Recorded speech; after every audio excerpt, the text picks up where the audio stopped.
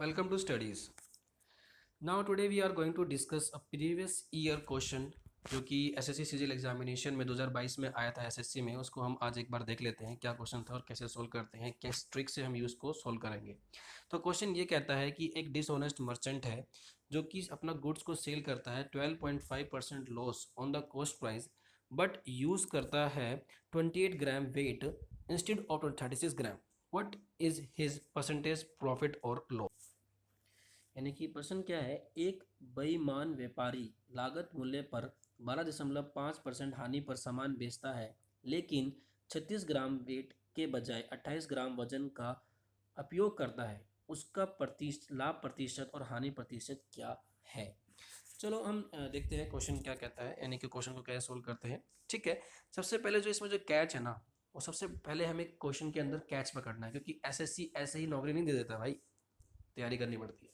ठीक है, और हमें क्वेश्चन को रीड बिटवीन द लाइंस पढ़ना है। ठीक है, सो 12.5% loss on the cost price, that is कि 12.5% जो है वो सेलिंग प्राइस पे नहीं है, कॉस्ट प्राइस पे है। कई बार क्वेश्चन सेलिंग प्राइस पे भी होते हैं, तो उनको भी हम देखेंगे इन फ्यूचर कैसे सोल्व करते हैं। तो इन दिस क्वेश्चन के अंदर जो लॉस जो है वो 12.5% है, किस पे है? कॉस्ट प्राइस के ऊपर है। ठीक है, और 28 ग्राम का वेट किया गया 36 ग्राम के। कोई दिक्कत नहीं है, हमने इसमें पकड़ लिया क्या है। ठीक है, अब हम इसको सोल्व करते हैं। ठीक है, सोल्व कैसे करेंगे?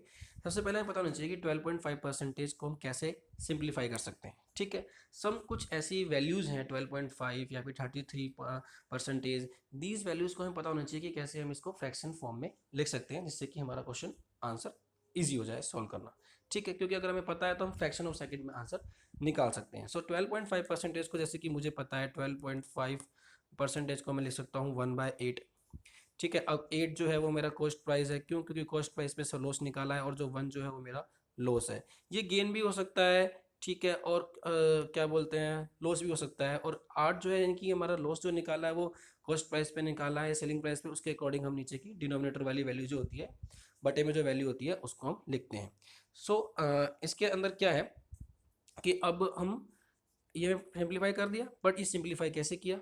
चलो, मैं सिंपल ऐसे नहीं कि तुम्हें बस क्वेश्चन बता दिया और तुम ट्रिक्स बता दी और मैं आंसर, मैं आपको समझाऊंगा। बेसिक्स हमें सीखने चाहिए। ठीक है, if you know the basics you can easily solve the question और problem.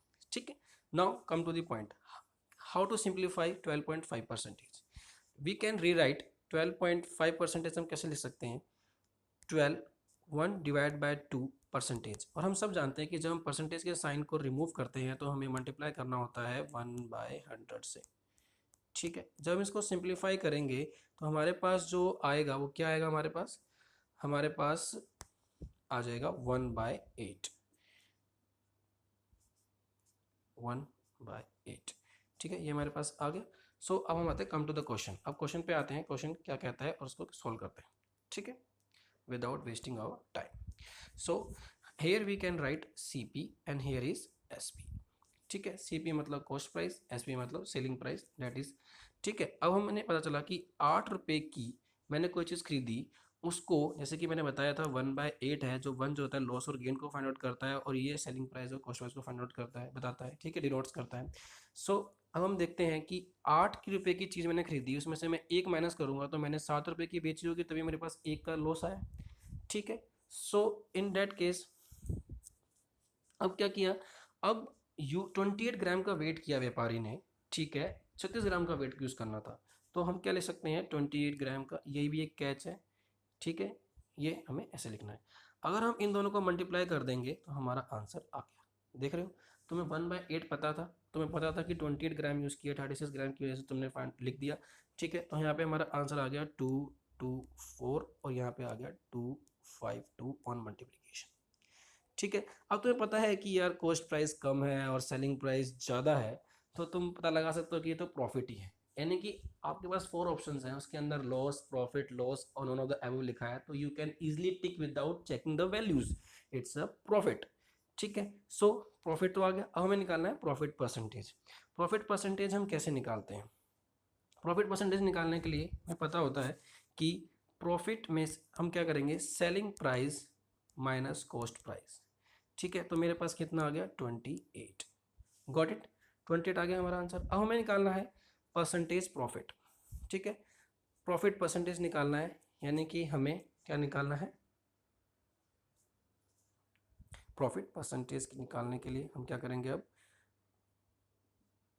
28 divide by cost price हमारे पास कितना था? 224। इसको हम अगर हम परसेंटेज निकालेंगे, ठीक है, यानी हम इसका प्रतिशत निकालेंगे, कितना प्रतिशत प्रॉफिट हुआ है, तो हमारे पास जो आंसर आएगा आफ्टर डिवीजन हमारे पास आएगा 12.5%। क्या आ गया? गेन। तो that's the answer. Got it?